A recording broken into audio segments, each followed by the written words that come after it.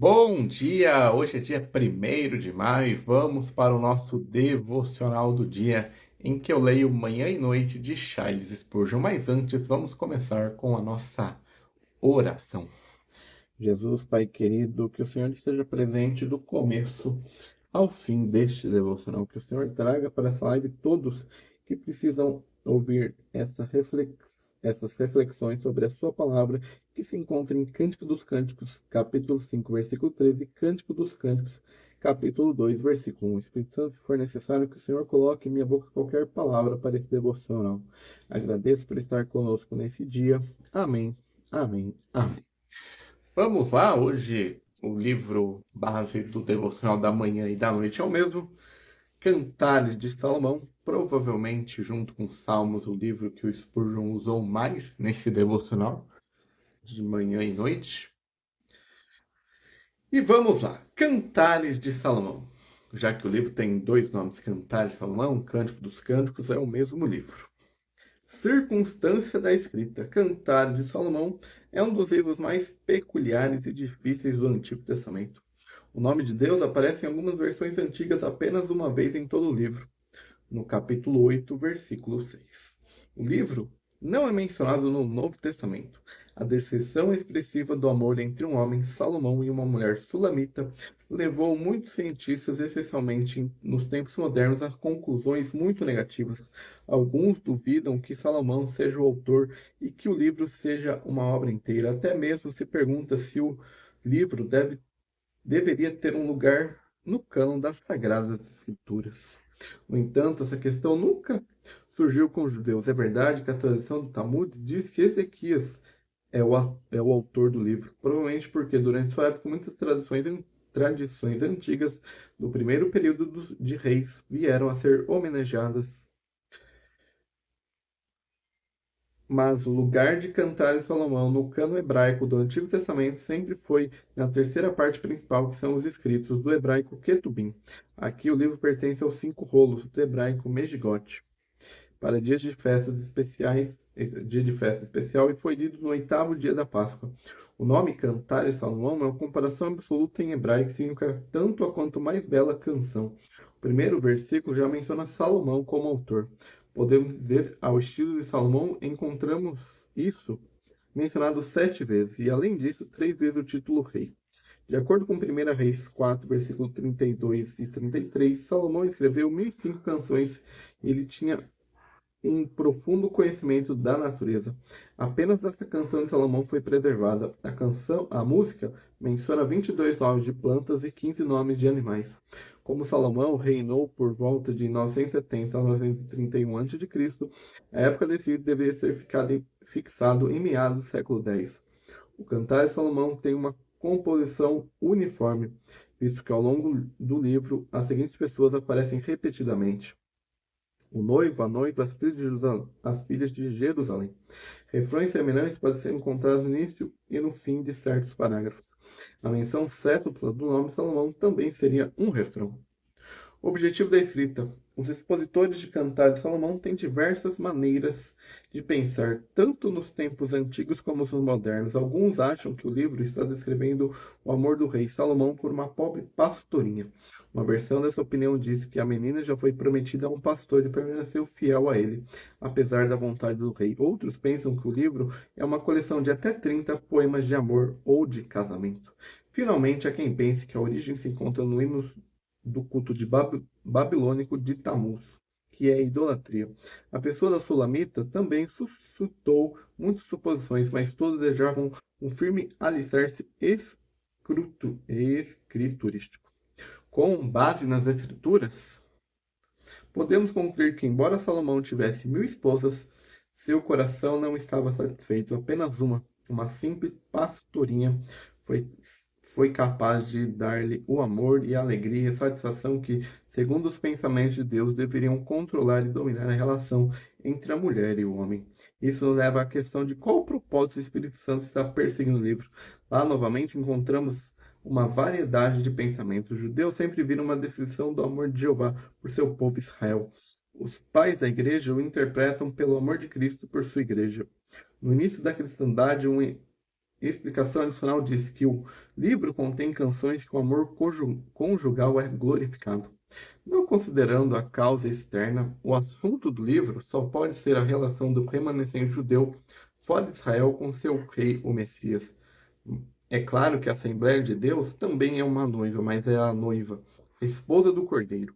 Entre ela e o noivo existe uma relação firme desde o início. Esse relacionamento é baseado na obra de Cristo e na habitação do Espírito Santo. A conclusão externa ocorrerá apenas nas ceias da boda do Cordeiro. Em Cantar de Salomão, entretanto, Salomão como rei é um tipo de Cristo, como o verdadeiro rei da paz. O conteúdo mostra que precisamos que a noiva ainda não tinha comunhão firme com o rei, mas ansia sua comunhão e amor. O livro contém principalmente diálogos entre noiva e o noivo. Além de outras pessoas, são apresentadas as filhas de Jerusalém, os vigias da cidade, os irmãos e a irmãzinha da noiva. Mas tudo isso desempenha um papel subordinado. Em primeiro lugar, o amor do noivo é descrito. Em seguida, o amor crescente da noiva, cujo relacionamento com o noivo se torna firme e mais firme até que finalmente ela goza plenamente de seu amor. Este desenvolvimento de amor e confiança, bem como a experiência de amadurecimento, encontram sua expressão nas seguintes palavras da noiva. O meu amado é meu e eu sou dele. Ele apacenta entre os lírios. Eu sou do meu amado e o meu amado é meu e ele se alimenta entre os lírios. Eu sou do meu amado e seu desejo é para mim. Nem é preciso dizer que o livro também contém ensinamentos para os crentes de hoje, portanto, também podem ser aplicados de formas práticas aos relacionamentos pessoais do crente individual com seu Senhor.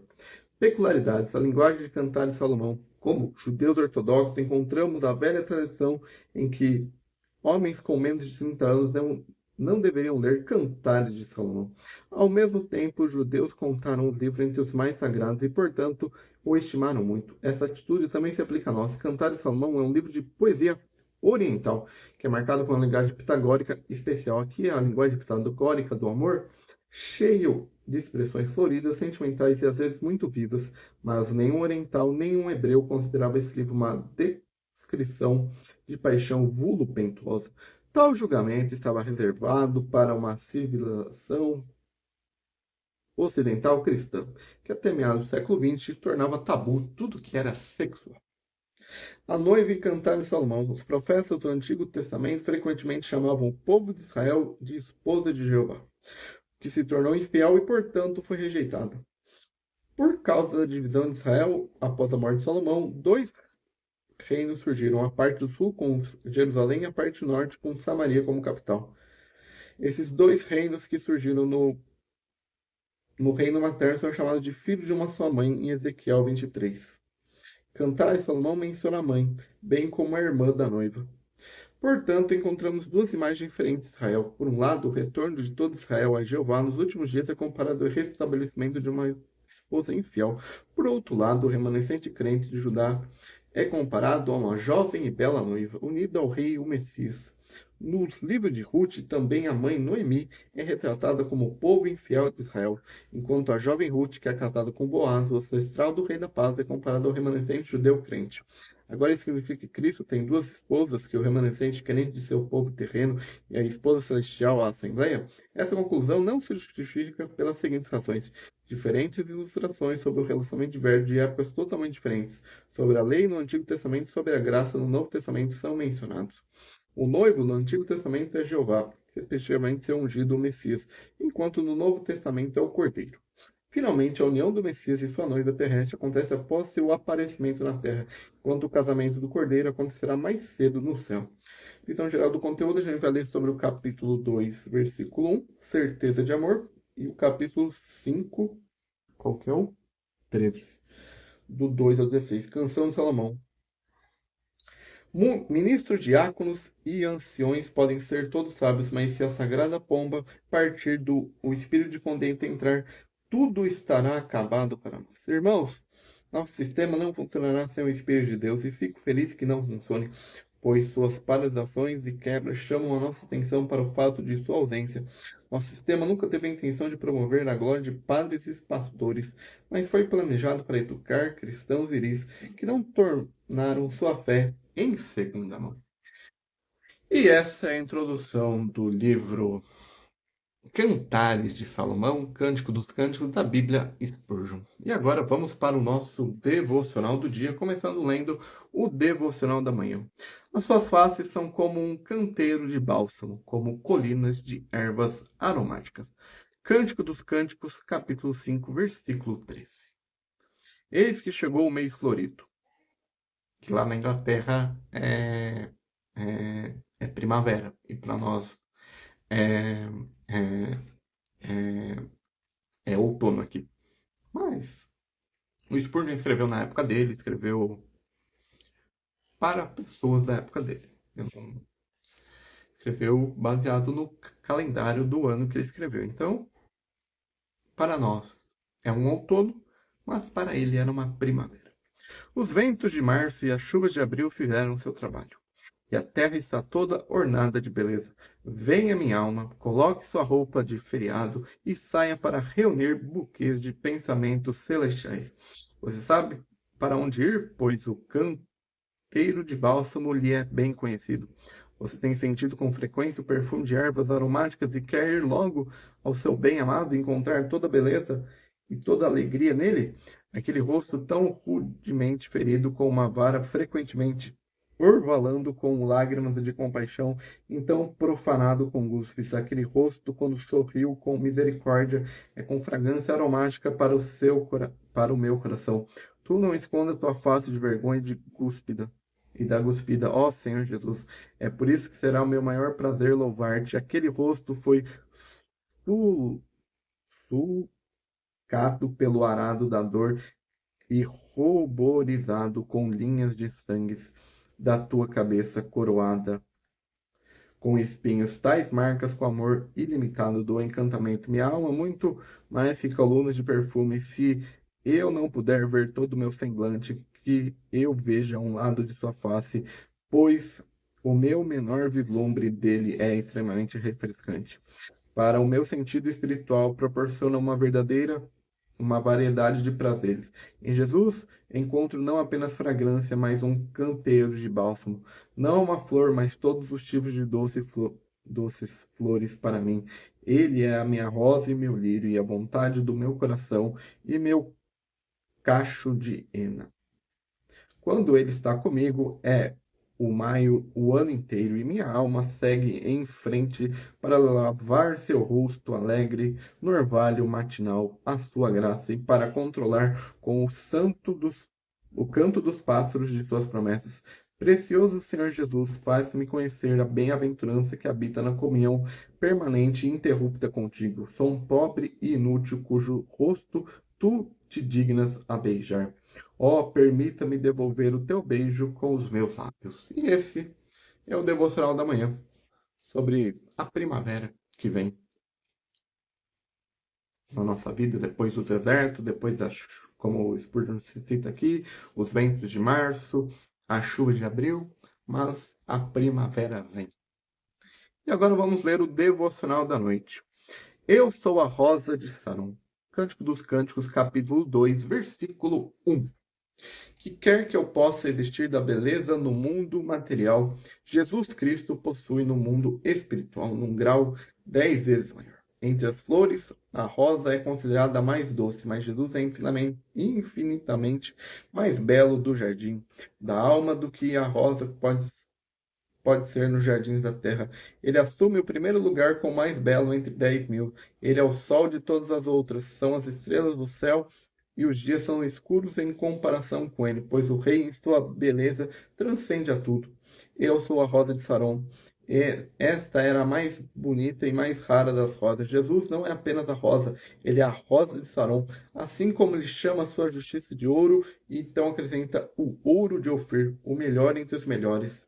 Ele é positivamente encantador e superlativo o mais encantador. Há diversidade em seus cantos, a rosa é prazerosa aos seus olhos, e seu perfume é agradável e refrescante. Da mesma forma, cada um dos sentidos da alma, seja o paladar ou o tato, a audição, a visão ou o olfato, espiritual, encontramos satisfação plena em Jesus. Até mesmo a lembrança de seu altar é doce. Pegue a rosa de Saron, retire cada uma de suas pétalas e coloque no vaso da memória, e descobrirá que cada pétala continua perfumada por muito tempo, enchendo a casa com seu aroma. Cristo satisfaz o paladar e mais apurado do mais exigente espírito. Contudo, aquele que mais ama perfuma fica totalmente satisfeito com a rosa, e quanto a alma chegar ao seu paladar mais apurado, continuará feliz com Cristo, ou melhor, ele será ainda mais capaz de apreciá-lo. O próprio céu não possui nada que exceda a rosa de Saron. Que símbolo pode definir completamente sua beleza? O discurso humano e as coisas terrenas falham a descrevê-la. Os mais seletos encantos da terra mistura entre si refletem debilitadamente sua preciosa abundante. Rosa abençoada, floresça para sempre em meu coração. E esse é o devocional do dia 1º de maio, o primeiro devocional de maio, nesse feriado. Se você que você aproveite esse feriado. E amanhã, sábado, nós temos o padrão, o devocional do dia aqui no Instagram. Então tenha um bom resto de feriado, um bom início de semana, de final de semana e até.